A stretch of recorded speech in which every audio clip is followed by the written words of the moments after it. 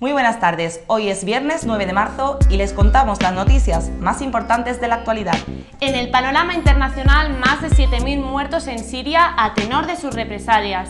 Y para cifras, las que los bancos europeos han sumado gracias a la inyección de liquidez proveniente del Banco Central Europeo. También les hablaremos de la medida Gratis No Trabajo, iniciada por la Asociación de Prensa de Madrid, y pasaremos un buen rato practicando el deporte de moda. ¿Saben cuál es? Quédense con nosotros y les contamos todo. ¡Comenzamos!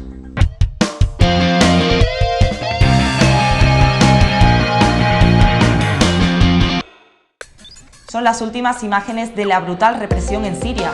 A pesar de la condena internacional, Bashar al-Assad continúa reprimiendo a la población. La cifra de muertos se acerca a los 8.000 muertos según Naciones Unidas. La inyección de liquidez del Banco Central Europeo de más de medio billón de euros a 800 bancos de la eurozona es similar a la que tuvo lugar en diciembre del año pasado. En aquella ocasión, el préstamo fue de más de medio billón de euros a 523 entidades bancarias. El periodismo es una de las profesiones que más está sufriendo la crisis. Nos hemos acercado a la Asociación de Prensa de Madrid para informarnos de la nueva situación de los nuevos profesionales y del acceso a las prácticas en las empresas periodísticas. El pádel, el deporte que ha desbancado al tenis, se ha convertido en el gran favorito de los asiduos a las raquetas, llenando pistas de aficionados deseosos de combatir el estrés y quemar calorías.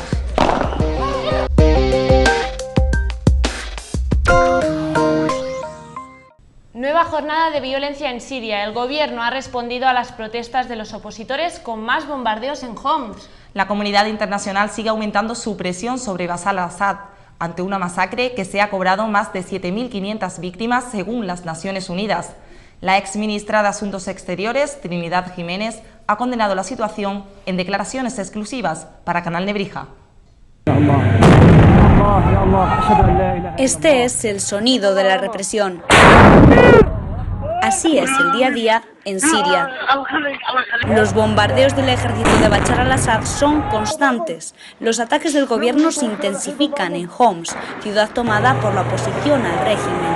Aquí mueren al día decenas de personas, la mayoría civiles, mientras aumenta la presión internacional. Si no hubiera habido voces internacionales desde el primer momento en que se inició la represión, condenando la represión y criticando a Assad,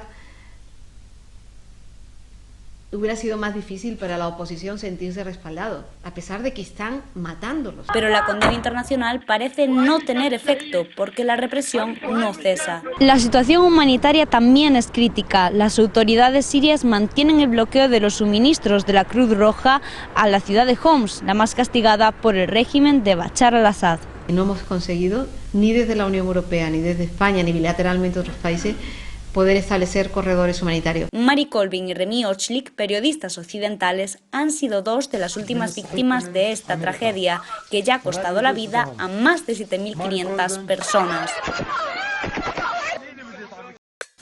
Esta semana les planteamos la siguiente pregunta en nuestra web. ¿Creen que será posible una futura democracia en el mundo musulmán?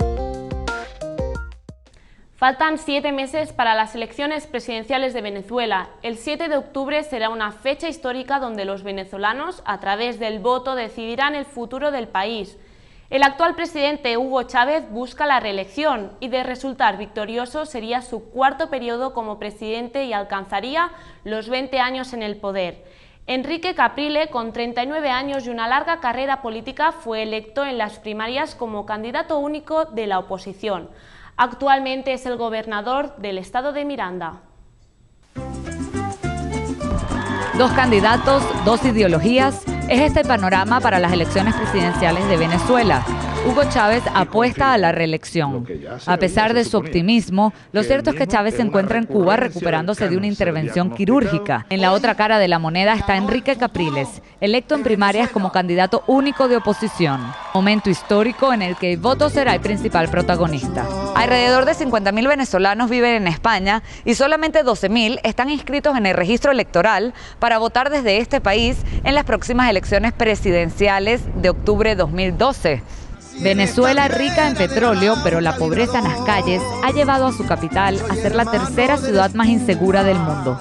Después que me secuestraron en el año 2002 para robarme el coche, la verdad que salir de la calle en Madrid a la hora que sea y no temer por tu vida para quitarte algo material no tiene precio.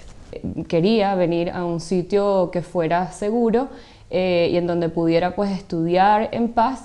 Aunque algunos no pierden la esperanza, otros ya ven a España como su segundo hogar. Si uno ve la situación mejorando en unos 3, 4, 5 años, yo siempre veré Caracas como mi hogar. Al final vivía ya 25 años. Me ha ido muy bien profesionalmente y a raíz de la situación política que se vive en Venezuela decidí quedarme y no volver. Yo pienso que es muy importante que todos tomemos conciencia de que tenemos que volver y ayudar a construir un mejor país.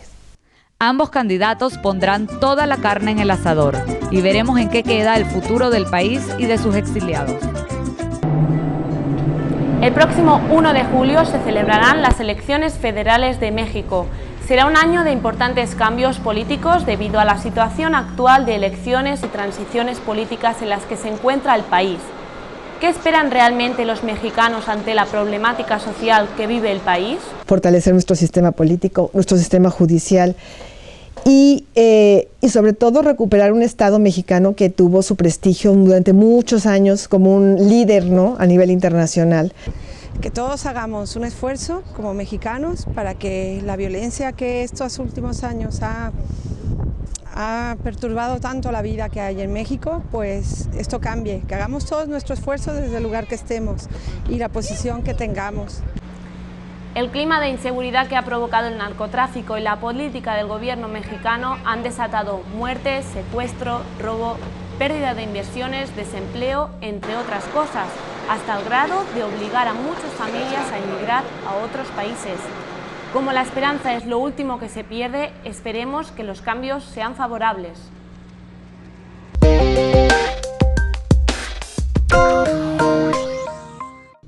Más de medio billón de euros. Eso es lo que ha prestado el Banco Central Europeo a 800 entidades bancarias, entre ellas las españolas.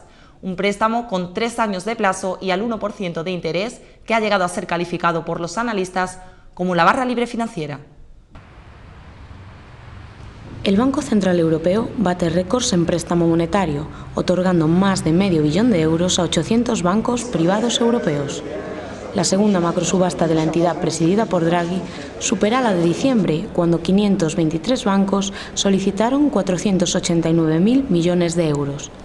Esta inyección de liquidez aleja los riesgos a corto plazo, pero no supone la solución definitiva al problema de solvencia, que según los economistas de Royal Bank of Scotland podría volver en cualquier momento. Este nuevo préstamo tiene un plazo de 3 años, con unos intereses del 1%. Los bancos españoles han sido de los más beneficiados en el reparto, llevándose casi el 20% del total de la emisión. Aún así, las expectativas carecen de esperanza. Eso es pan para hoy, hambre para mañana, puesto que los propios bancos, en fin, al tema de que están pagando la deuda soberana, pues van a negociar con ese dinero que les han dado. Va a ser un parche, no lo va a solucionar porque esto no tiene solución ni con el dinero que le van a inyectar ni con mucho más. La inyección de liquidez no se ha reflejado en la reacción de los mercados. Tras conocer el resultado, el euro se debilitaba frente al dólar y en el IBEX 35 no se registraban ni ganancias ni pérdidas. La Asociación de la Prensa de Madrid ha analizado esta semana la crisis del periodismo centrándose en la mala situación de los nuevos profesionales que se incorporan al sector y la falta de remuneración de las prácticas de los becarios que salen de las universidades. Una de las profesiones más antiguas del mundo está en crisis. Ir a fiestas, invitaciones a estrenos de cine, conocer a famosos, la profesión, el periodismo. Esta es la cara amable de un sector que no siempre muestra esa cara de la moneda. Y la cruz del periodismo. Las precarias condiciones económicas en el sector periodístico han sido uno de los detonantes por los cuales la Asociación de la Prensa de Madrid ha presentado la iniciativa Gratis no trabajo. Tener que redactar noticias de 800 palabras a 75 céntimos, el intrusismo o la jornada laboral interminable son la cruz de esta profesión. Porque un trabajo que no es pagado de una forma digna y unos profesionales que no tienen las mínimas condiciones para mantener una profesionalidad y una independencia hacen que el periodismo se vea resentido a la hora de ejercerlo. Javier se licenció en periodismo en 2009, tiene 2 másteres y aún no ha conseguido un trabajo como periodista. La única vez que he podido trabajar ha sido gracias a prácticas del máster de periodismo deportivo. Otro drama con nombre y apellidos es María. Esta joven periodista con un máster en comunicación lleva más de un año en paro, por lo que a sus 27 años no le ha quedado más remedio que seguir formándose. A partir de septiembre me matriculé por la UNED en Filología Inglesa, sobre todo pues para seguir formándome y tener la opción a práctica.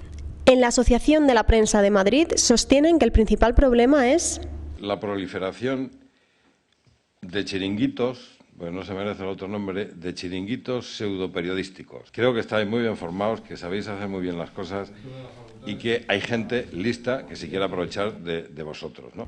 La APM, gracias a la iniciativa Gratis No Trabajo, ha desvelado un entramado que hay de ofertas verdaderamente humillantes para periodistas. El periodismo es necesario y seguirá existiendo. Estamos pasando muy malos momentos, pero nuestra profesión merece la pena. Esta lucha por la dignificación de la profesión seguro que antes o después dará sus frutos. Se abre el plazo para aquellos andaluces que decidan votar por correo en las próximas elecciones autonómicas. El domingo 25 de marzo ha sido la fecha elegida para celebrar la consulta electoral para renovar a los 109 diputados que constituyen el Parlamento de la Comunidad. Desde finales de febrero y hasta el próximo 15 de marzo, los andaluces que deseen votar por correo en las elecciones autonómicas de Andalucía ya pueden hacerlo. El sistema, que busca facilitar dicha acción a aquellos que viven o se encuentran fuera de su comunidad, cada vez tiene un mayor número de adeptos. Los electores que viven en el extranjero también podrán solicitar el voto por correo, pero solo hasta el 25 de febrero. Según datos del censo electoral, la mayoría de ellos residen en países como Argentina, Francia y Alemania, aunque también hay un gran número en Bélgica y Estados Unidos. Si comparamos el número de ciudadanos andaluces que decidieron votar por correo en elecciones anteriores, observamos como en todas las provincias de la comunidad esta cifra asciende considerablemente desde el año 1990. Pero en estas elecciones, ¿se mantendrá la elevada cifra de electores a través de este sistema? ¿Están de acuerdo con el funcionamiento del mismo? Yo pienso que son muchísimos votos por correo y está muy mal organizado. Pues totalmente colapsado. Creo que podían diferenciar un poco lo que es el voto por los envíos y tal. Decían que había parte de la cola que no iba a poder pedirlo siquiera. En cualquier caso, debe tenerse en cuenta que una vez hecha la solicitud de voto por correo, ya no es posible votar personalmente el día electoral.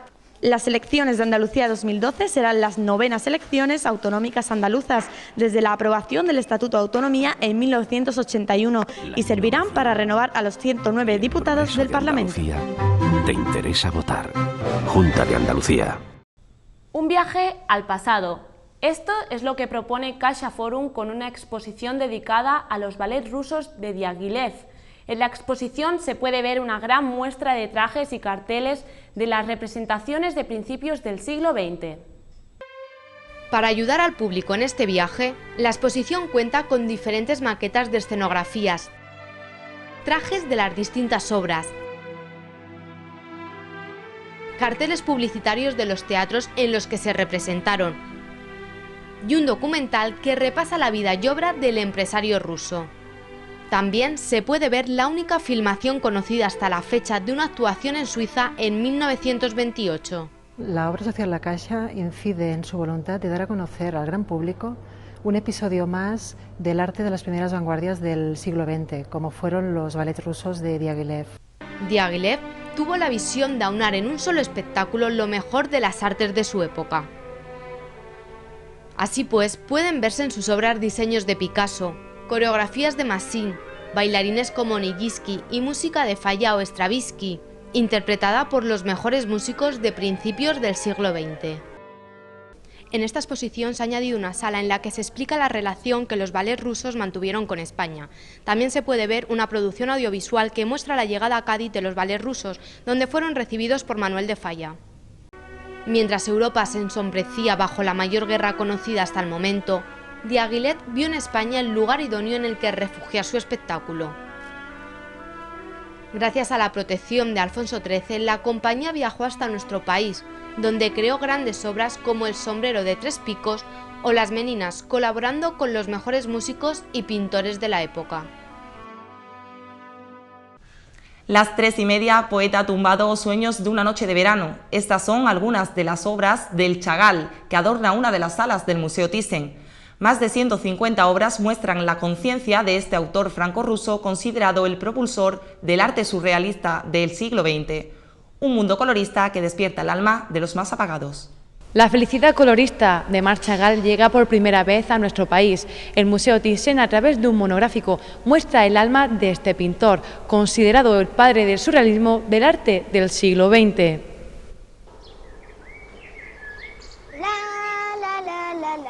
No me gustaría ser como los otros, quiero ver un mundo nuevo. Esa frase define la exposición de Marc Chagall. Cuando entras a la sala, tu alma se evade en esos pintorescos y efímeros mundos creados por el autor franco-ruso. Unos universos compuestos por seres fabulosos que aman el mundo racional de los seres humanos. Esas historias llenas de vitalidad, pasión y sexualidad desvelan el alma de un pintor apasionado y soñador. Amigo de Central y Apolliné y Marcel Duchamp, la vinculación entre textualidad y pintura es una de las claves para entender ese universo poético, burlón y melancólico creado por el compositor. Para entender este recorrido efímero y paradójico, compuesto por 150 obras, hay que tener en cuenta las raíces de su infancia en Vitebsk, Rusia. Marc Chagall, pintor que se cultivó durante más de 80 años y que es imprescindible para comprender e imaginar el arte del siglo XX.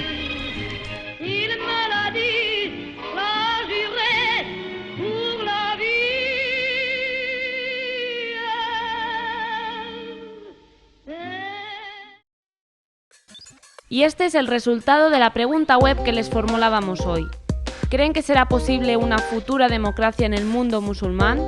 El 42% de los españoles cree que sí, mientras que el 58% cree que no.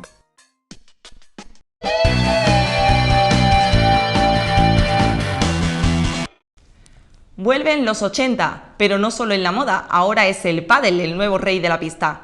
Comenzó siendo un deporte de la élite, pero hoy, sin embargo, son cada vez más los usuarios que se animan a probarlo. Sol, calzado deportivo, una pelota y una pala, pero sobre todo muchas ganas de pasarlo bien y en equipo, son los únicos requisitos que el pádel exige. La excusa perfecta para hacer ejercicio y complacerte un poco el tema de jugar con amigos y tener un momento también para juntarte.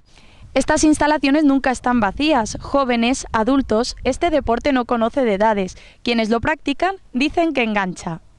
Todo se disputa entre cuatro paredes que no dificultan, sin embargo, la posibilidad de seguir el juego desde el exterior, pues dos de ellas son de cristal y las otras de valla metálica. Una red de cuerdas separa a las dos parejas de contrincantes y hecho el primer saque, arranca la partida. Sus beneficios, como en cualquier actividad física, son muchos, pero en el pádel especialmente.